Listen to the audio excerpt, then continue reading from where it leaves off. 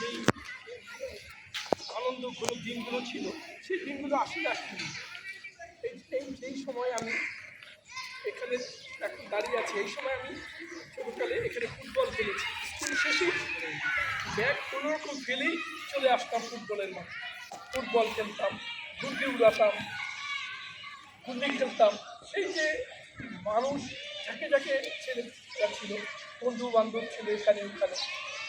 এই সময়টা আসলে পরিবর্তনটা আসলে কেন হলো?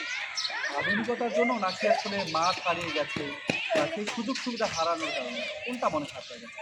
আমার মনে হয় মাঠ হারিয়ে গেছে এবং পরিবেশটাই হারিয়ে গেছে। আগে যেমন আমাদের ঘরের সামনে কোনো গাছ ছিল না, কিচ্ছু ছিল না, আমরা ঘর থেকে না এনেই খেলতে পারতাম।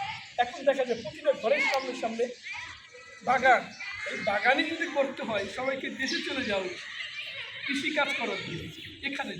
এখানে বাচ্চারা খেলাধুলা করবে এবং এই পরিবেশটা পাইলেই মানুষ মোবাইল বা আধুনিকতার ছাপে নষ্ট হয়ে যাবে। আধুনিকতার ছাপ আমরাও পেয়েছি, বাট আমরা এইভাবে নষ্ট হই। খেলাধুলা করেছি, আমাদের একটা পরিচয় ছিল, মতিঝিল ক্লাবের একটা ঐতিহ্য ছিল যে এখানে সবাই ভালো খেলোয়াড়, ভালো পড়ালেখার জন্য সব দিকটাই ছিল। এখানে আইডিয়াল স্কুল আছে, মডেল স্কুল আছে, চারিদিকে স্কুল খুলে যেত। এখন আমি মনে করি আধুনিকতার ছাপে এটা নষ্ট হতে পারে। আমাদের কারণেই এটা নষ্ট হচ্ছে। ছেলেমেয়েরা, বাবা মা এদের প্রতি যত্নশীল না। তাদের বাবা মারা তার কারণেই মনে হয় যেন ছেলেমেয়েরা এদিক সেদিক করে।